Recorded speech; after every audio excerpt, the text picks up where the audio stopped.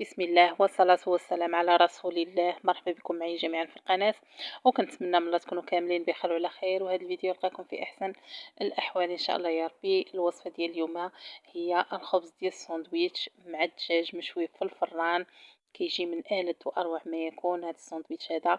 دغيا كيوجد ساهل ماهل بدون تعقيدات، وكيجي بنين بزاف. ان شاء الله ينال اعجابكم وتجربوا لوليداتكم بالصحه والراحه. ما نطولش عليكم، دوزوا الوصفه والطريقه في نفس الوقت على بركه الله. كنحتاجو واحد 500 غرام ديال صدر ديال الدجاج اللي من طبيعه الحال يكون مغسول مزيان بالحامض والسكينجبير والملحه، ما يكونش فيه نهائيا ريحه الزفوره، ومسقطر مزيان من الماء. كنحتاج واحد عصير نص حامضه.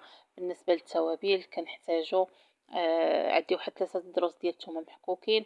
كنحتاج واحد معلقه صغيره ديال السكينجبير، معلقه صغيره ديال الثوم بودره يكون منسم الا ما كانش بلاش منه. وكنحتاج واحد ملعقه صغيره ديال التحميره او البابريكا، واحد 2 معالق ديال الصوص ديال الصوجه الثقيله اللي خدمت بها انا. الملح كتبقى على حسب الذوق. وكنحتاج واحد شويه ديال الهريسه بالنسبه للناس اللي كيبغيو شويه ديال الحار ديروا غير شي شويه.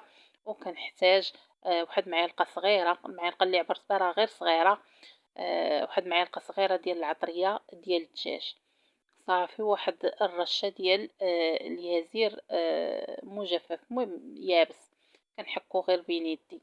وكنحتاج واحد معلقه صغيره ديال لا موطارد، راني ما ضفتهاش في الاول لحقاش ما كانش عندي، ولكن من بعد راني تقديته وضفتها، حيت هاد الدجاج هذا كنخليوه واحد الساعه هكايا مرقد في هذيك الشرموله ديالو كيتشرب مزيان ديك العطريه. مهم نتوما ضيفوها من الاول. انا راني ضفتها واحد ملعقه صغيره ديال لا موطارد صافي. كنغطي على الدجاج وكنخليه مرتاح. الا عندكم الوقت خليه واحد ساعه ولا ساعتين ولا ليله كامله في الثلاجه اللي بغيتو. المهم انا خليته تقريبا شي ساعه ونص. هذا ما كان. بالنسبه للخبز ديال الساندويتش عندي هنايا في هذه القصعه هذه كنحتاجو عندي 500 غرام ديال الدقيق، 400 غرام ديال الفورص الحرش مغربل، وعندي 100 غرام ديال الدقيق الفينو. المجموع 500 غرام، 400 ديال الفورص الحرش مع 100 غرام ديال الفينو، بجوجهم يكونوا نوعيه جيده. كنحتاج الملح على حسب الذوق، واحد ملعقه كبيره تكون ممسوحه ديال الخميره حبيبات، واحد ملعقه صغيره عامره ديال السكر سنيده. وكنحتاج واحد قياس ملعقه كبيره ديال الحليب المجفف، واحد 2 معالق ديال زيت الزيتون يكونوا كبار صافي. والماء دافي باش غادي نعجنوا العجينه. الا ما كانش الحليب المجفف ماشي ضروري، وزيت الزيتون الا ما كانش ضيفوا الزيت عاديه صافي. كنجمع العجينه بشويه بشويه حتى كتجمع ليا، ما كندلكها ما والو. هنا ملي كنجمع العجينه خصنا نجمعوها رطبه، تكون رطبه العجينه هذه ديال هذا الساندويتش باش يجينا مفشفش ويجي خفيف. خاصها تكون مرخوفه شي شويه. آه كنغطيها بالبلاستيك، كندير ليها شويه ديال الماء وكنغطيها بالبلاستيك باش داك البلاستيك ما يلصقش عليها. وكنخليها واحد 10 ديال الدقائق ترتاح. من بعد عاد باش كنرجع غير نديها ونجيبها في القصريه. المهم غير باش ما يكونوش عندي تكتلات ديال الدقيق، ماشي غير نجمعوها صافي نسمعوا بلا دلك بلا مجهود وصافي نجمعوها ونخليوها. راه كيبقاو تكتلات ديال الدقيق الوسط. ضروري ملي ترتاح ديك 10 ديال الدقائق كنديها ونجيبها واحد المهم شي واحد 5 دقائق هكا بالكف ديال يدي في القصعه باش تحصلوا على واحد النتيجه كتكون زوينه. 5 دقائق راه ماشي شي حاجه زعما، ماشي شي مجهود. صافي كنديها وكنجيبها. الا جاتكم قاصحه ماشي مشكل، رشوا واحد شويه ديال الماء وديوها وجيبوها في القصريه حتى تحصلوا على واحد العجين كيكون رطب وكتلصق في اليد، باش يجيونا هاد الساندويتشات يجيونا خفاف. لاننا حنا ما خدمناهمش غير بالفورس. مازال الفورس كيجي رطب اكثر من هاد الدقيق هذا.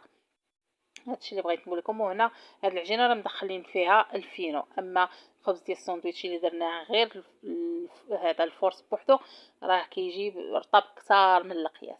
المهم انا ضروري كنبغي ندخل الفينو في هاد الساندويتش هذا، في هاد العجينه هذه. صافي. وكنخلي العجينه من بعد ما كندلكها مزيان كنتحصل على داك القوام اللي كيكون كيتلصق صافي. كنديرها في واحد البول وكنغطي عليها وكنخليها حتى كيتضاعف الحجم ديالها. الاهم هو العجينه تكون كتلصق في اليد وتكون رطبه، تكون مرخوفه.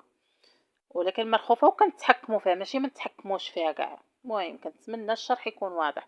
صافي كنخليها كتخمر. من بعد ما خمرت كيف ما شفتوا معايا كنخرج منها داك الهواء صافي، وكناخذ كندير شويه ديال الدقيق في القصريه وكنزل هذيك العجينه كنجمعها باش ما تبقاش تلصق لانها خفيفه، ونحاولوا الدقيق ما ندخلوش ليها لداخل، غير كندير الدقيق كنخوي العجينه وكنبدا نجمع فيها كما الطريقه اللي شفتوا معايا في الفيديو.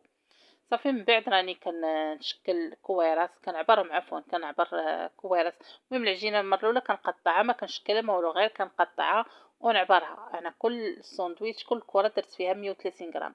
130 غرام عطاوني 7 ديال الساندويتشات كل واحد فيه 130 غرام. صافي من بعد كنبدا نشكل بهذا الشكل هذا الموضح في الفيديو. انا غادي نعاود معكم هنايا وحده.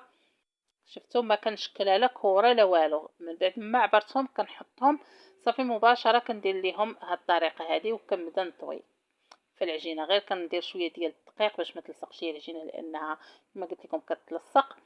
صافي وكنطلقها بيدي صافي وكنبدا نطوي بهذا الشكل هذا. صافي من بعد راني كنسودي العجينه مع بعضياتها صافي وكنبدا نحربل بشكل موضح في الفيديو بهذا الشكل هذا. صافي وغادي نحط في اللاطه اللي فرشت ليها. المهم درت لها هاد السيلبات هذا او ديروا الورق ديال الخبز. صافي دابا هنايا ملي كملت هاد الساندويتشات كاملين غادي ندهنهم بواحد البيضه غير صغيره ولا نص بيضه. ديروا غير نص بيضه، ديروا بيضه طربوها وقسموها حيت غادي يشيط لكم البيض. صافي كندير ديروا نص بيضه، زيدوا على واحد قطره ديال الخل باش تحيد السفوريه ديال البيض. صافي وكندهن الساندويتشات الوجه ديالهم. من بعد غادي نزينهم بشويه ديال الزرارع. انا درت شويه ديال الزنجلان الابيض يكون منقي، ودرت شويه ديال زريع الكتان. المهم ديروا السانوج، ديروا زريع الكتان بوحدها، ديروا الجنجلان العادي، ديروا اللي بغيتو. غادي نزينهم كاملين.